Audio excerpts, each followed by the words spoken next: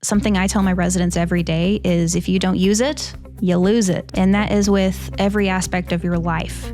If you're living at home and you're worried about your loved one whose cognition is kind of decreasing, doing simple activities like that can really make a difference. Doing them every day, multiple times a day. I'll preach it on the mountain till I die. It's more than just bingo. We call it the 3 Bs. Bingo, birthday parties, Bible study.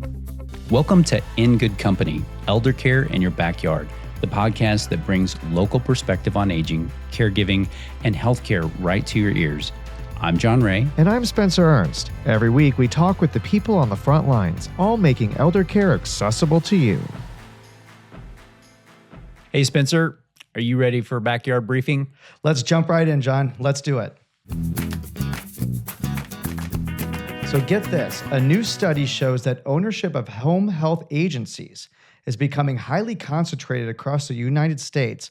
More than 80% of markets are now controlled by just a few players, with even fewer options in rural areas. When big companies and health systems are counted together, the picture gets even more consolidated. That raises real questions about access, affordability, and the quality of care families can expect. So, what does this mean for patients, caregivers, and local communities? Yeah, this is a tricky one, and this is actually becoming more of a problem in a lot of different industries. You know, when you go to your grocery store and you look at the wide variety of food in the grocery store, oftentimes you think those are all different brands, but many of them are all owned by the same company. They're buying up dentist offices and HVAC companies and you name it. These big corporations are buying up different companies. Where it gets tricky is that oftentimes those companies maintain the name of that different company, and so to the consumer, it looks like there's lots of healthy competition in a market. But the reality is that that many of those are owned by the same company. This is all happening in the healthcare industry now, and so and finding out who actually owns that small clinic or that agency is very difficult to do. And I'm a business owner. I'm an American. I love capitalism, and I think capitalism needs a few things in order to work properly. One, everybody has to play by the same set of rules. Two, there needs to be regulation in place to protect the consumer. And lastly, and this speaks to what we're talking about now, there has to be healthy competition. You don't want there to be, any kind of monopoly. And you don't want it weeded out to the point where, a consumer only has one or two choices in any given market.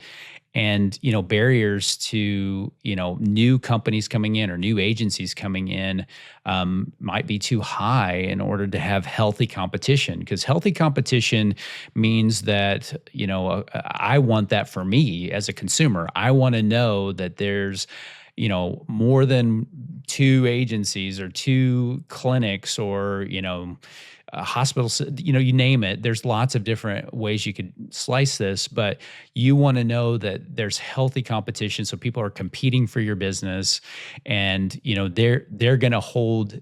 I don't want to say hold each other to a higher standard, but they're going to work hard for your business. And when some of these companies end up buying up all the competitors, that's where there's this gray area. There's antitrust laws in place for a reason, and this new trend where they're buying up an agency, maintaining the same name. So there's this kind of gray area where it's like, are they independent? Are they not independent? And it misleads, I think, unfortunately, a lot of consumers into thinking there's lots of competition in an area when actually there's very little. And that's what's happening, or at least what this article is speaking to, is that's what's happening in a lot of different areas in healthcare. And we want to be careful of that as a country, even that we are promoting lots of competition, that we have lots of players that are held to a higher standard because there's healthy competition in any given industry. Well, thank you, John, very much for clearing that up. I know that helps our viewers kind of understand that situation and what's making headlines this fall. Well, coming up next, we sit down one-on-one with Sara Curry. Sara Curry is the Program and Outreach Director at the Bungalows at Springfield East. With nearly a decade of experience in elder care activities, she brings passion, creativity, and compassion to her role. She holds a degree in sociology, is ADC APC certified, a certified dementia practitioner, and is currently authoring a children's book in dementia. Her journey is deeply personal, shaped by her grandfather's long battle with Alzheimer's. And she is driven by the joy of seeing residents thrive through meaningful engagement and connection. Wow, Sara, welcome to the show. Thank you for having me. I have to start with this. A children's book. Tell me about this children's book. So it's been my lifelong passion to intertwine, do intergenerational activities. So that is youth up to college kids. And even myself, I'm considered a child to a lot of these seniors. A lot of my residents are around the age of 90 and 100. So I'm a baby. Okay. Yes. But I have always wanted to write. Even when I was little, I really wanted to bring some knowledge to people about something. And after college, I realized my passion of senior citizens. I grew up as an only child, and my parents were older, so I naturally kind of hone in on the older population because that's just how I was raised. And my grandfather, you mentioned, he did have Alzheimer's, and for about 11 years, that's how I was raised, around him with Alzheimer's. So that's all I knew. Wow, okay. Was, he would drink Windex or Oh, goodness. all kinds of stuff to try to get me to punch him in the gut. He used to be a wrestler, so he Okay. reverted back to his wrestling days. And but I wanted to bring out the fun. When a child comes into a nursing home, a lot of what happens, no matter what stage nursing home, whether it be independent living, assisted living, skilled, or a direct care nursing home, it can be scary for children to come in and see someone in a wheelchair that looks a little different. I want to bridge that gap. Oh, that's amazing. And what a great idea. So, if somebody, are you done writing it or are you still in the process? I'm done writing it. The hard part is publishing, and I want to try to self-publish, but I'm not really sure how to do that. So, we'll see. It's a great idea. I'm a physical therapist. I used to work in nursing homes, and I sometimes would take my kids while I was, working after hours. Sometimes I'd take them in. I was only going to be there for about an hour and a half or something. So I'd have them sit in the office, and as I'd walk through, I could see these older residents just brighten up and lighten up. And but I also, would prep my kids before we'd go in and just say, people are at different levels of care, and some can, talk well and some can. And, and it was always a challenge for me to help kids understand that the aging process is natural, that there's, different things, and how much they meant to those residents, because, loneliness is even in facilities, loneliness is tough. And if they don't see kids every day, and most of these people, grew up as parents and grandparents, and they love kids so much, and they just don't get to see them as much as they used to. So Right. This book is a great idea. I can't wait to see Yeah, it when we'll you see. please let us know when you get it rolled out. We'll definitely help you promote Absolutely. it. For sure. Thanks. So let me shift gears to the bungalows. So there are 3 facilities kind of in our immediate area. You've got Springfield East, you've got Chesterfield, and you've got down in Branson. Yes. And on the website it lists personal care and respite care. Can you help us understand what those mean? The respite care is for those that just need like a daily assistance. If they come in, maybe their family members are taking care of their loved one and they're going on vacation. Respite care is like they only pay day to day. Depending on the services, they still get their 3 meals a day. They get the housekeeper. They get depending on what level of care they are, they will get that assistance at our facility, the Bungalows at Springfield East. And I believe Branson and Chesterfield also do the same thing. And that's one of the benefits of being at the Bungalows at Springfield East is that personal care, the personal aspect of what we do is we don't treat them like, oh, you're just here for a small visit. Sure. You become part of the family. Okay. I'm the program and outreach director, so I go in every day to the residents and I ask them how they're doing, what can I do to help you have a great day. And one of those is asking them who they are as a person. They don't live where we work in their home. That's a great element. So as long as people that come in and those that work in facilities understand that. And again, with the children's thing is I want them to realize that too. You know, you can't run up and down the hallway. So the personal care stands for like what we do for ADL. ADLs stand for activities of daily living. That is brushing, that is cleaning, that is doing laundry, that is anything that you do on a daily basis, brushing your hair, brushing your teeth, we can assist with. For this area, because I know different they have facilities throughout the United States, and they have different levels at the different facilities. Yes. Just for some of our listeners, can you help them understand, like if they're at home taking care of a loved one, there may be levels of care that fit perfectly into the Bungalows and what you guys do. And there may be things that are kind of outside the realm of personal care for you guys. Okay. So for Phoenix Senior Living, we have all levels of care. So that is independent living. My facility is a residential care facility, and that's kind of in between of independent living and assisted living. After assisted living, there is the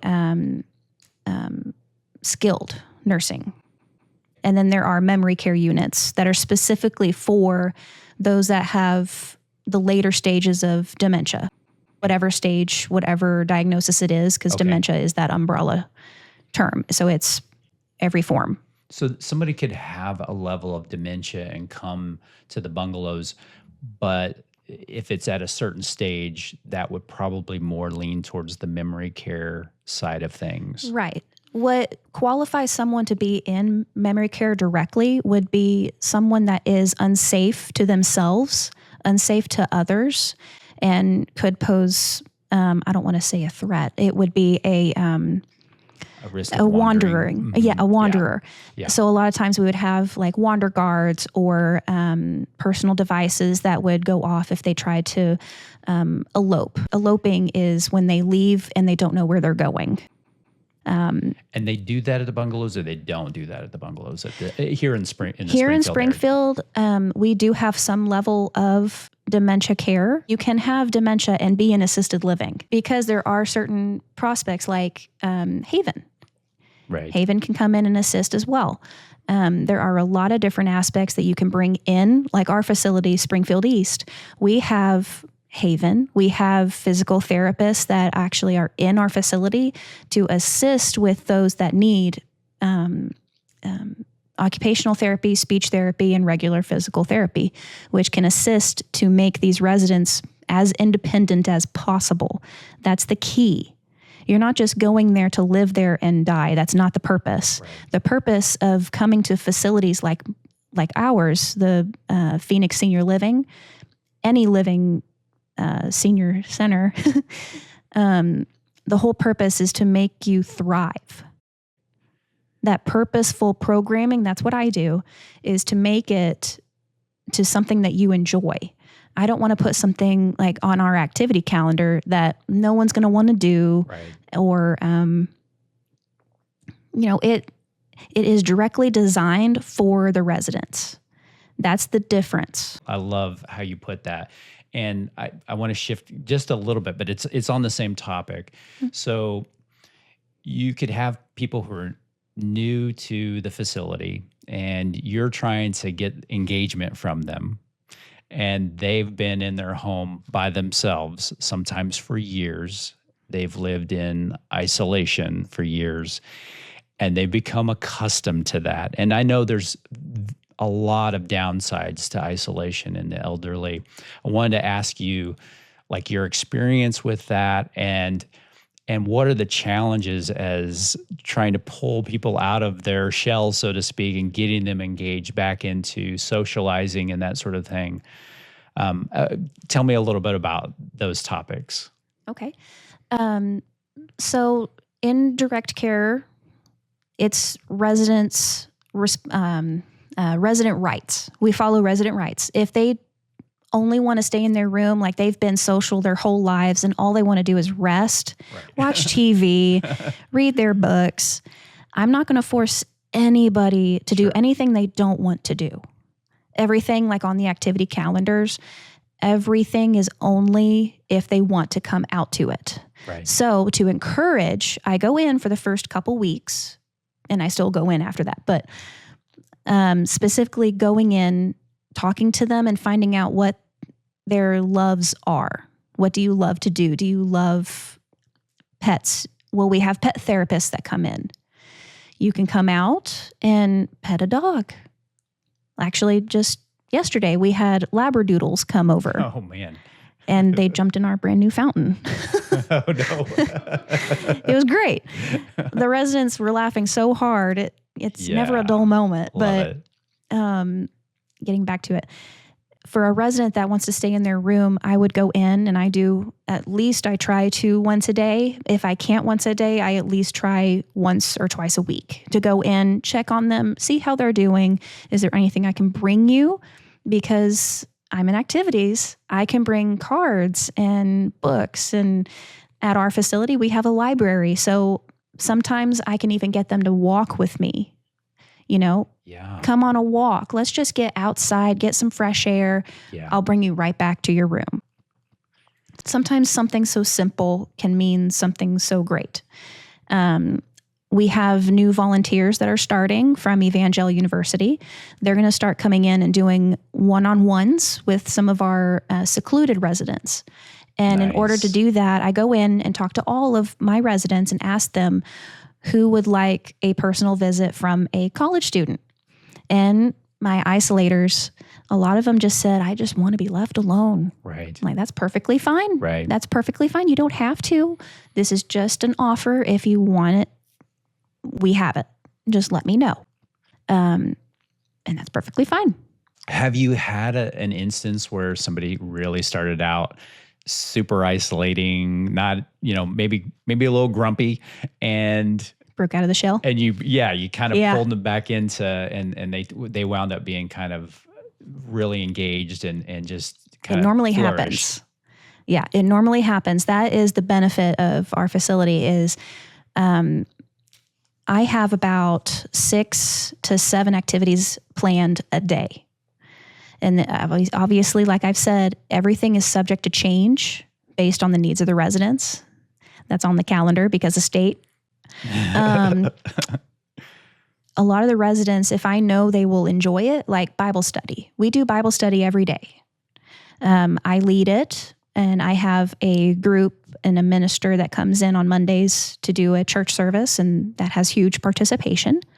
Hymn singing. If I know someone used to be a singer, I'll make sure to bring them out to that. And after 2 or 3 times, they come on their own and they decide, oh, it's time to go sing. Well, I better go.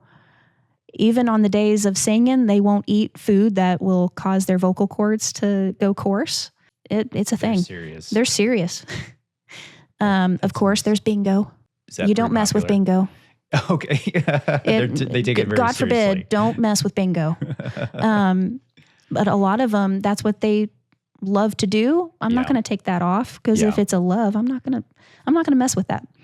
I have specifically, I remember one resident, I can't share his name or details, but when he first came in, he did not want to come. He was, kicking and screaming, not literally, but he did not want to be there. But I visited every single day, knocked on his door, knock, knock, knock. Do you mind if I visit with you? I want to learn just a little bit about you. I know coming here is not ideal. I know that. But for the care that you need, I want to be able to be here for you, for your needs. That he's very religious, and I found that out. So I prayed over him, and we prayed together. And over the next couple weeks, he started coming out on his own, coming out. Now I can't get him to stay in his room. He's walking the courtyard. That's great. All over the place. Yeah. Walking. And he's 99. He turned 99 Wow. a couple weeks ago. So you're never too old to learn something new. You're never too old to meet new people. It's never too late. It's never too late, ever. I know that there's a lot of stigma around, I'd say nursing homes probably have the negative stigma more than anything, but some people don't, whether it says it's independent living, assisted living, or a nursing home, a lot of people categorize all those together, and there's They're totally separate. a lot of fear around that. And to be honest, I mean, I've been around geriatrics all my entire career, and a lot of times when I would ask what was their experience with nursing homes, it was very much an old school version of nursing homes where, they put mom in the home, and this is back in the, 60s, and a very different situation, and some not so great. And some of those homes still exist out there, but overall, it's just a different environment. But getting someone who's, really fighting it because that's what they imagine in their minds.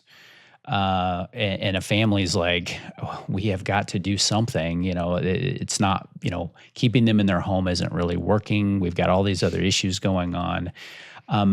What are some paths that some families could potentially take to put their loved one at ease, other than just explaining it to them?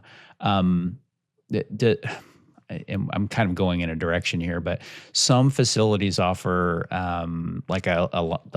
they'll provide them lunch, and they come in and they can tour the facility and just kind of get an idea of what it really is. And oftentimes it's these beautiful homes that are very, very well decorated, and that it's not nearly what they remembered. How do you deal with those situations? We actually had that this past week. We had a tour come in, and it was a family that said, well, I remembered your facility as dark and gloomy. Mm-hmm. Well, I just danced around and said, not anymore. Senior care has changed over even the last decade, I believe. I've been in it since before 2020, obviously. After 2020, things changed pretty significantly. Again, we had like a turn, I guess, where more direct care, and everybody's a lot more careful now, and all those things. But in the past, it was kind of if you've seen pictures of some of these nursing homes, would have residents tied to their chairs with towels, because they were out of belts. There's been some seriously bad things happen. We have the such thing as HIPAA. We have to follow the state laws. The resident rights that I mentioned earlier, there's quite a few of them. One of them is they have a right to their own personal property themselves. Right. If they don't want to stay in their room, they don't have to stay in their room. My great-grandfather was in a nursing home, and he was tied to his wheelchair because he kept standing up and falling over. When residents are like that, we try to keep them from injuring themselves, but they still have a right. If they want to stand up, they can still try to stand up. And anybody who works in long-term care of any kind, whatever level it is, as somebody progresses in their functional mobility declines, and you could have some dementia in there, and their ability to self-assess their abilities declines. And, there's this balance of giving people rights, independence as much as we possibly can, and protecting them. And so, it used to be under the guise of protection, they used to do a lot of restraining, which they've really, moved away from. But it's still, very much a challenge to facilities at any level, where, and especially with dementia folks, where you're trying to keep them off the ground, and they're hurting themselves, and there's a whole host of issues around that. But and we've seen it all over the years. They'll put alarms on them, and they'll put them, have pressure mats that they sit on or lay on in bed, and that sort of thing. And in my view, there oftentimes the first thing I think of, because I'm a physical therapist, is like, well, they're getting up a lot.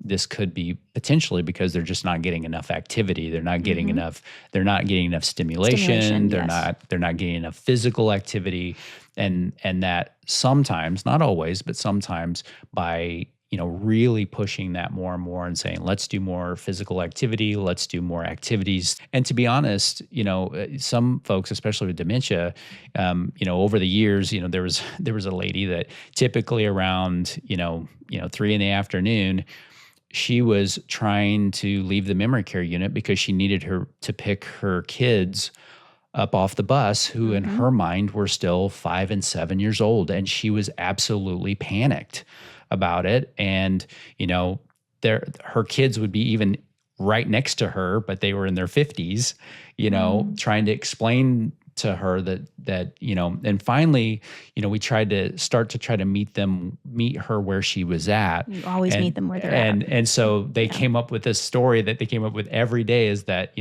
she had a brother that was in town and could go and pick them up. And, they would assure her that he was going to pick her. And so pretty much everybody who dealt with this lady, every time that she would start to panic, would start to say,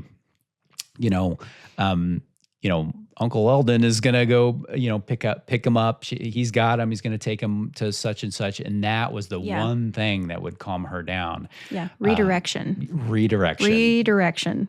Yeah. Yeah.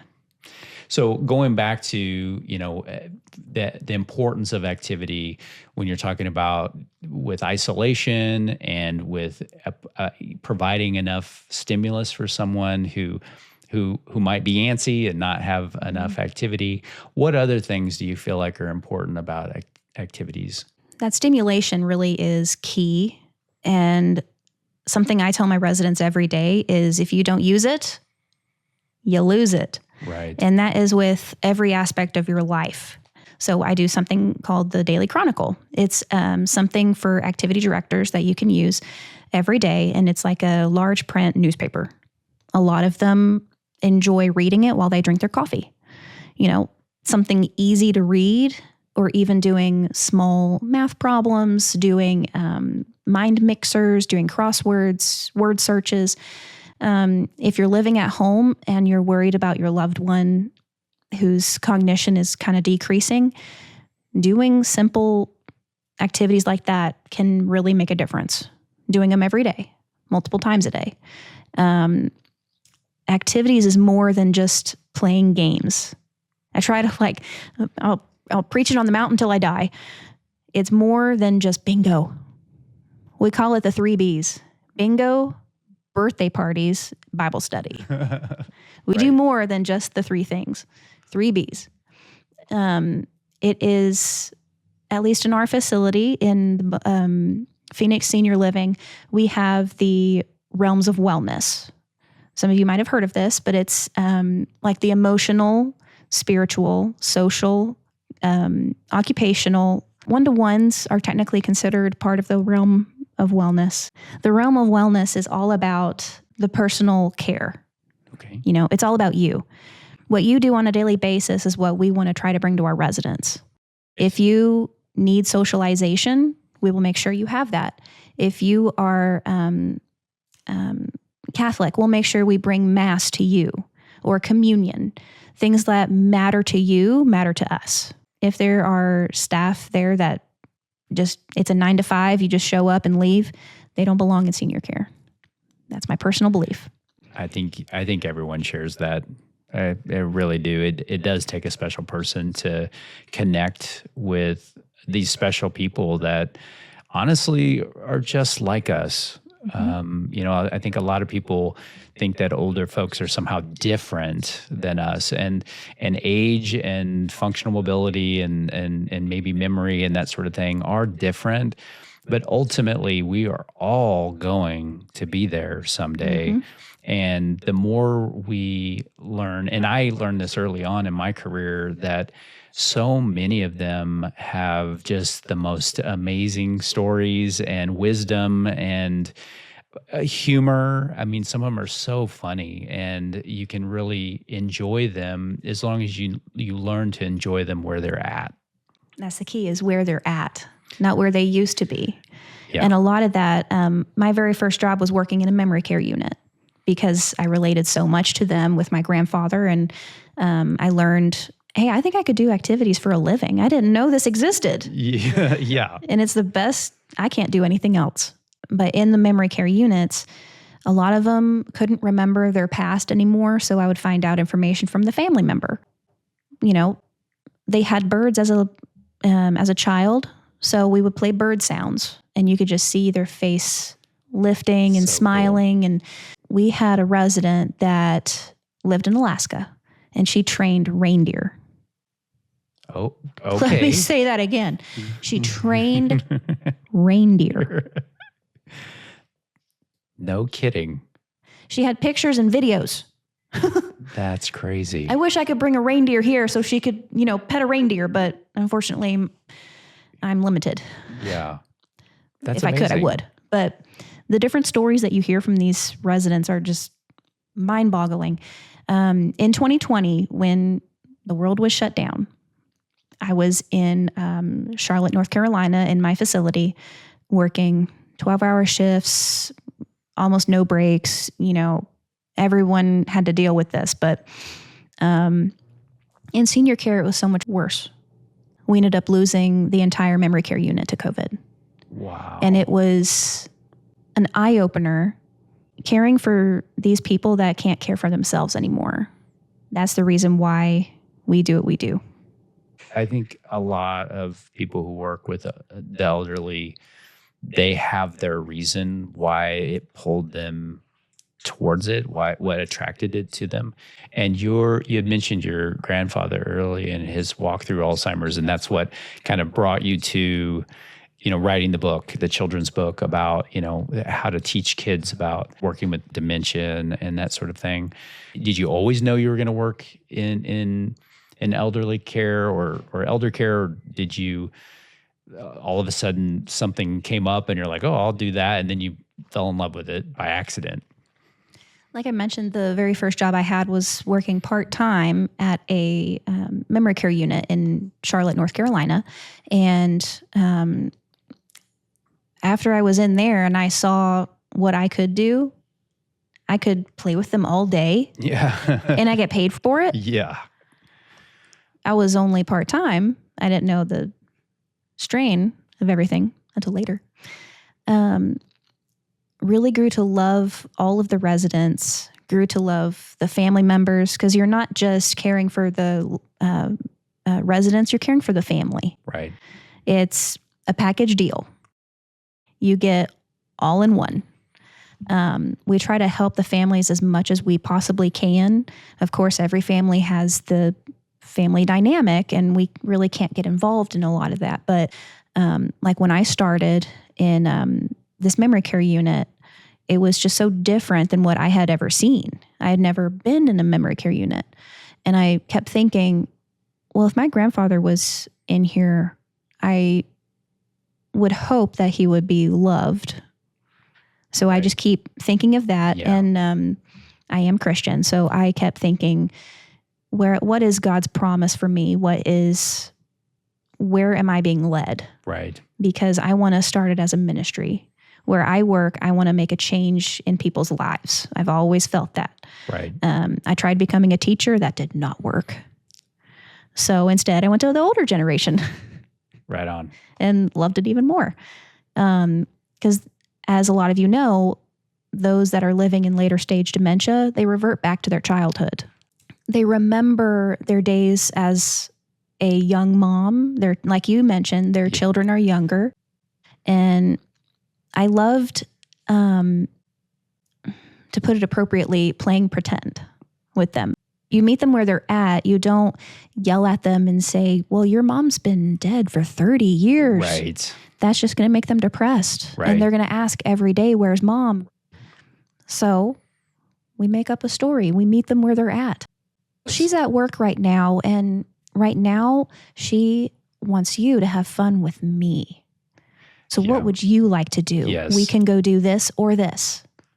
Giving them choices really helps them make that choice because they can't come up with it anymore. A lot of Yeah. them can't.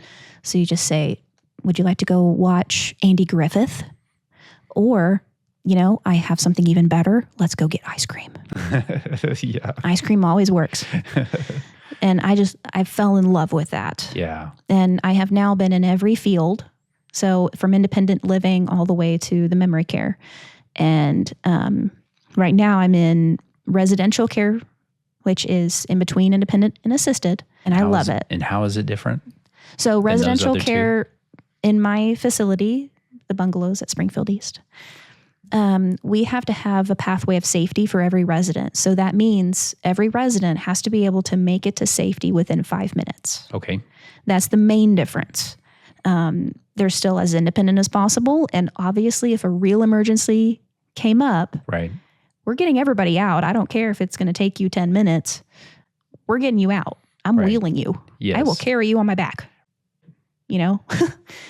But that's just the regulation we have right now. Sure. And what about medications? Medication management is included. Okay. So it's based on that tier. So when a resident is first interested, when a family member calls us, we do that full tour, the whole facility. We Right. explain everything that we have. They can do their own laundry or we can do it. They can give their own medications or we can do it. We offer lunch or dinner depending on when they come to tour.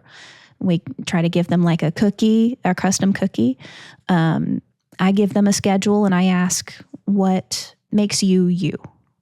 Okay. Just a short snippet. Yeah. And then I try to highlight what I think they would enjoy. And, you know, they see, oh, wow, I just finished our September calendar. So tell me about it. Oh my gosh. It's National Assisted Living Week, September 7th through the 13th. We are doing Cruise Week. So we are traveling to different countries every day. Greece, Italy, England, Mexico. Specialty foods every day. I've got MSU students from the international community coming. We've got Japanese friends coming. Yeah. I'm going to Zoom call a friend that's in England right now.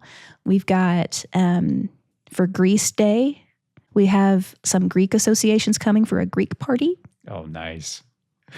So much Toga fun. back. Anyway, that's my favorite thing about doing activities is planning all the activity calendars and planning the big events for the families. And Yeah. I like to do the fun. Yeah. I think you can probably tell, but I'm the energy. Yeah, absolutely. I'm the joy. What and about, do you guys do field trips? field trips?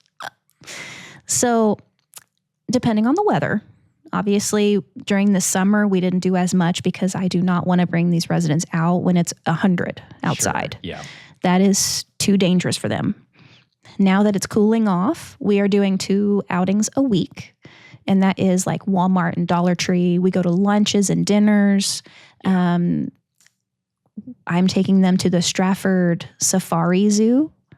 Nice. And I've done it before. I take them in the bus and I drive around and don't tell anybody this. I open the door and I throw the food out. Then I shut the door and the animals come right to the door. Nice. It's a lot of fun. That does Last sound year, like a fun. peacock almost came up on the bus. It was great. That's awesome. But that's the key is not doing the same thing every day. yeah. My calendar kind of shows we do Bible study and exercise every day, but it's different. It's not the same thing. Thinking outside of the box is kind of my specialty. I like to do things that are not, I don't want to say normal, but they're not in the norm. Okay. Like I will do just a random wear purple day. Okay. It's more fun to live life not in the box. Yeah. You know, That totally makes sense. like for cruise week, I called different restaurants from around the community and asked them for donations. You know, it doesn't hurt to ask. Absolutely. All you get is, I'm sorry, we can't do that, or no, or that's a crazy, why would you do that? Yeah. You know, I went to a dentist office and got floss. You never know. Because you mentioned in here that you love to attend vendor fairs and raise funds for residents. What can you get into that? So residents like to make crafts. Some of my residents do. And I let them know we're going to do a craft fair in September. Would you like to make anything for the craft fair to raise money? And sometimes what I do is I raise the money and we split it within like our department, or maybe we need something for the kitchen. I don't know. We raised funds for our new fountain, which was finished. Our wonderful facilities director finished it. You mean dog bath? Yeah, the dog bath. I can't. It still blows my mind. So some of the funds I actually saved to get the residents a good Christmas gift. Like for activities last year, I got them a basketball game. We had 2 professional basketball coaches. So they came through every day and threw some hoops, and that was their exercise for the day. Cool. The benefits of just something so simple. And in our facility right now, we actually have a game room. We have a foosball table, air hockey, and our basketball game. We're hip. That's awesome. When you have, I'm going to go back to level of care here. So you have a resident who comes in, maybe they came in independent, and then they're progressing as far as functional mobility issues or maybe dementia. Well, can you talk to me about kind of where the cutoff is to where we say we're going to need to look into a higher level of care? Well, the big key is if they elope or not. Are they a danger to others, or are they a danger to themselves? Okay. If someone elopes in our facility, obviously there are procedures where we have to go and find them. You know, are they still in the facility, or did they actually leave? Right. After we've concluded that they have left, we go out and find them. We call their family first thing. You know, we call the police and let them know we have a missing resident. You know, there are certain things we have to do. Sure. When they come back in, we ask how they're doing, how they're feeling. We take their vitals. You know, was there a stroke? Was there something that just happened that made them confused? We take them back to their room, get them settled, wait for the family to arrive if the family comes over. We might send them out to the emergency room, depending on the situation. If they look like they've fallen while they were outside, you know, there's a lot that goes into that. But after we've concluded that they are no longer safe for themselves to be here, we will unfortunately ask the families, they are needing a higher level of care due to this progressive dementia.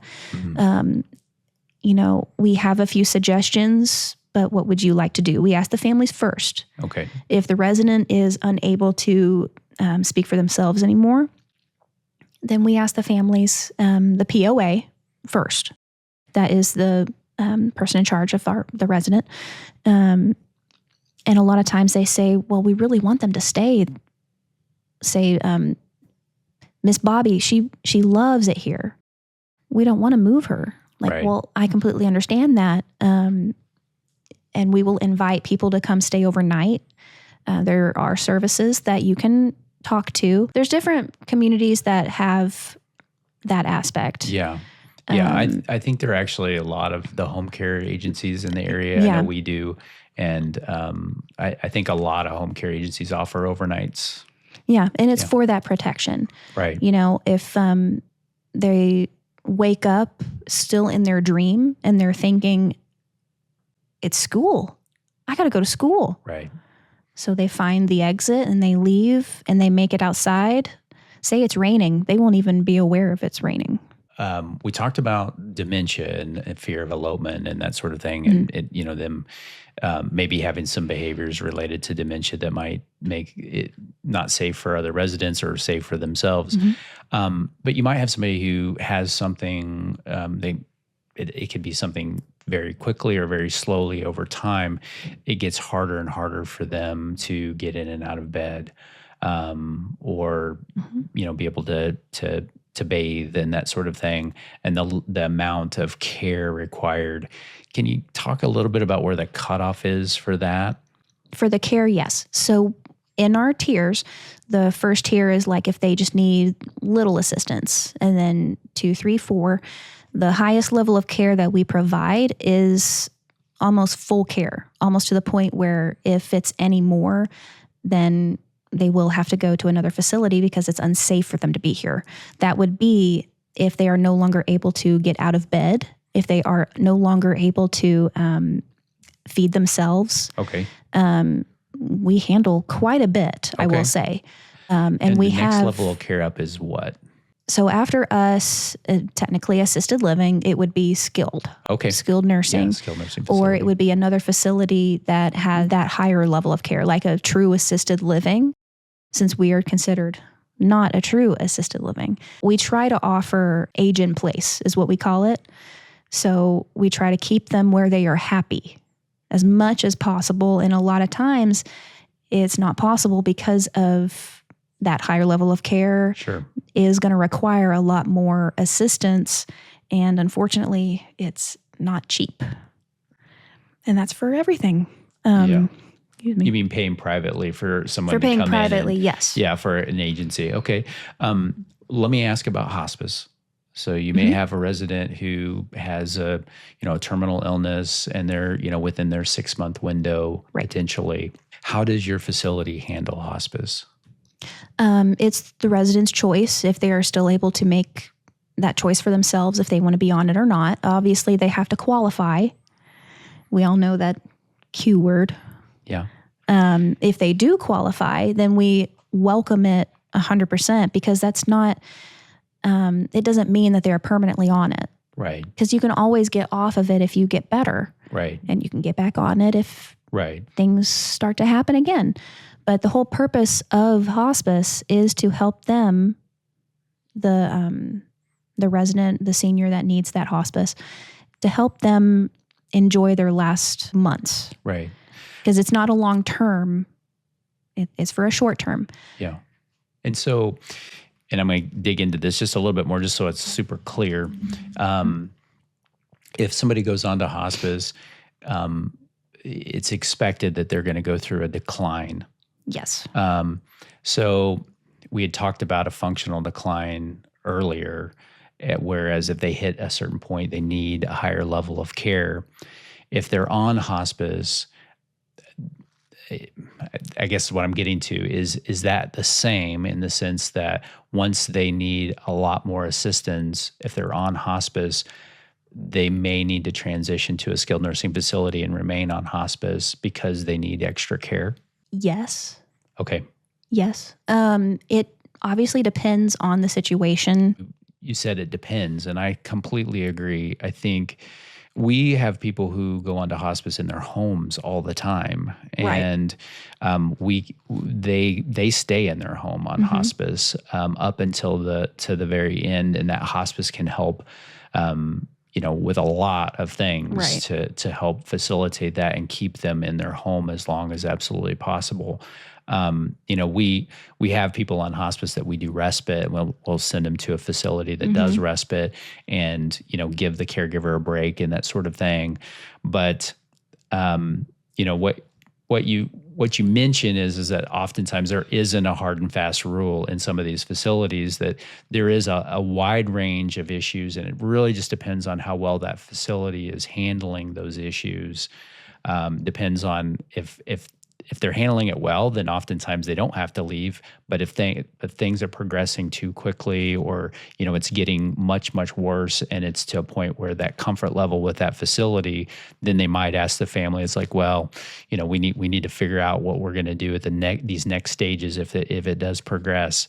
But we have been in independent living and in assisted living levels of care all the way up to death in hospice. And I'm asking a very complicated question because there is no simple answer oftentimes, but just helping our listeners understand that oftentimes these facilities struggle with those same decisions, because we're talking about people, and you can set guidelines in place that help try to make it clear.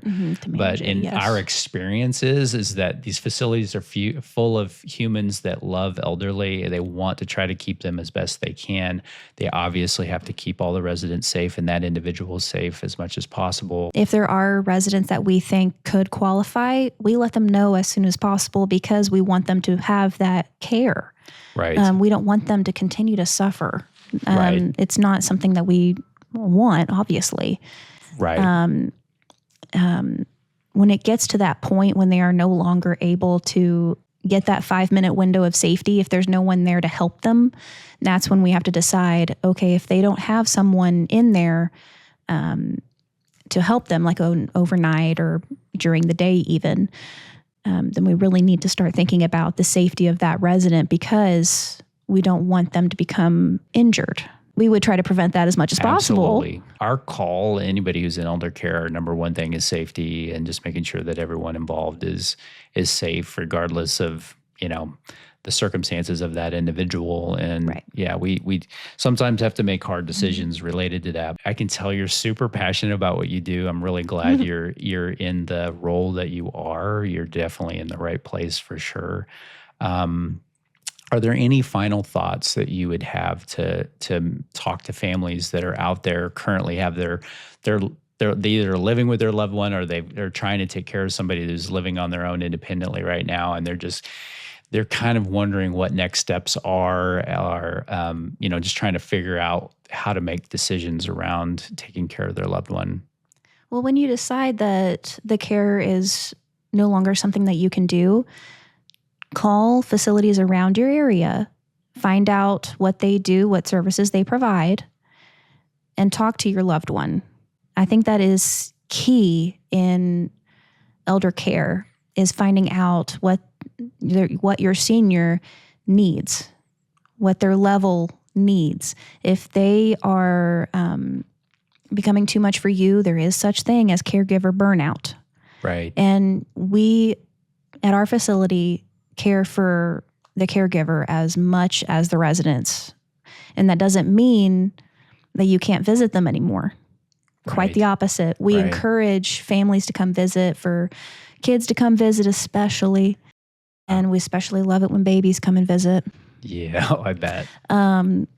Whenever there is someone in need of help, we are there. That's why we're here. We're here to help you.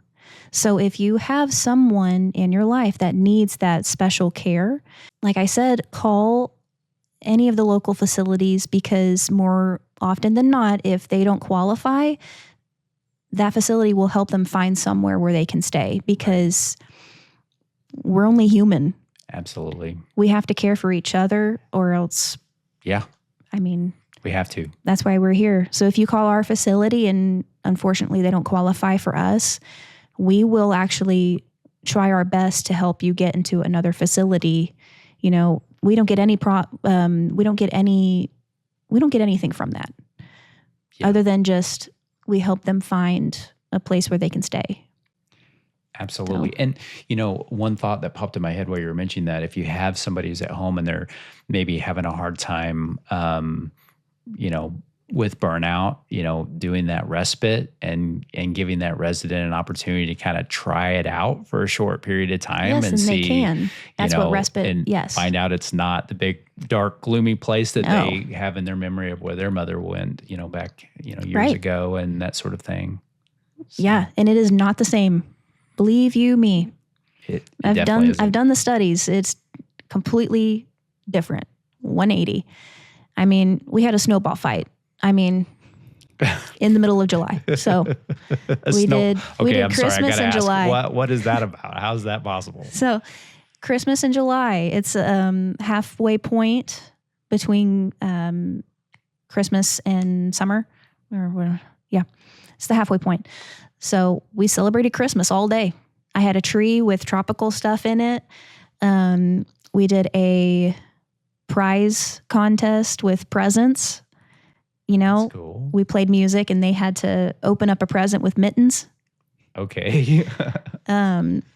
like I said, out of the box. The snowball fun. fight. Where does that come And in? snowball fight. So you can actually get these foam squishy balls. I don't know what they're called, but they actually look like snowballs. Okay. And they're soft and they're really fun to play with. And, they can throw them at the staff. Oh, nice. So we had a little contest. During November, or December, we're going to have a deer hunt. This is going to be our 3rd year doing it. And we set up all the Christmas trees before Christmas actually starts. The staff dress up as deer. The residents get to have dart guns, Nerf guns. Awesome. It's so much fun. That does sound like fun. It is so much fun. Well, Sarah, thank you again so much for sharing with us.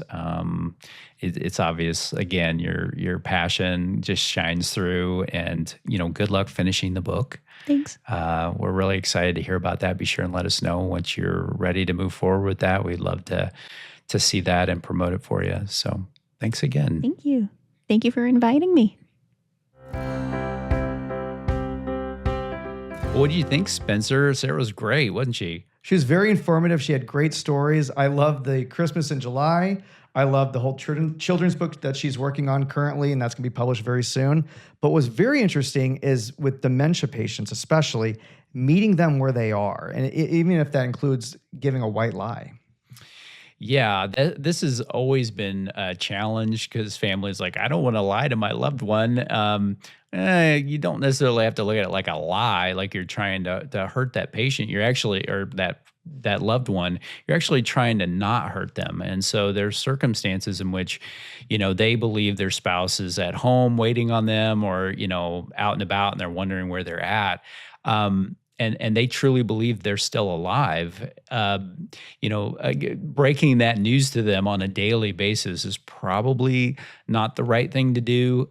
So meeting them where they're at, if they're 20 years old and have kids at home, and that's where they're at right now from a dementia standpoint, it's probably best to just let them be there and go along with, where they're at. Because again, we're talking about trying to do the least amount of damage, emotional damage to some of these folks, so that they can not be stressed and scared and all of these things. And so giving them a little bit of comfort by just letting them be where they're at. And,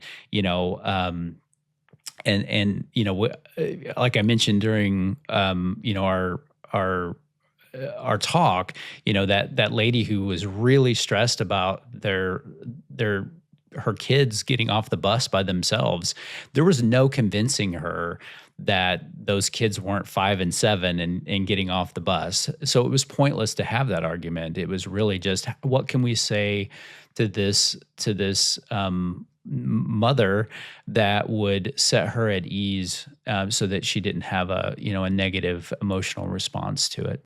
Absolutely. And having counter programming, say, well, let's go get ice cream, or let's go play bingo, or let's go play some games. Just trying to kind of move them away from that mindset also helps with that situation. So true. So true. Yeah, I loved every bit of that conversation. She's right where she needs to be. She's really good.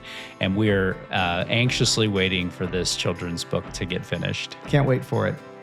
If you enjoyed today's conversation, make sure to like and subscribe so you never miss an episode. And we'd love to stay connected. Follow us on YouTube, Facebook, and on Instagram at In Good Company Eldercare Podcast. You can also find us on X, formerly known as Twitter, at IGC Pod, and on TikTok at IGC Eldercare Podcast. Thanks for tuning in to In Good Company Eldercare in Your Backyard. I'm John Ray, and I've been joined by my amazing co-host, Spencer Ernst. Special thanks to our executive producer, Alex Wallace, for helping bring this show to life. Until next time, take care, and remember, you are always in good company.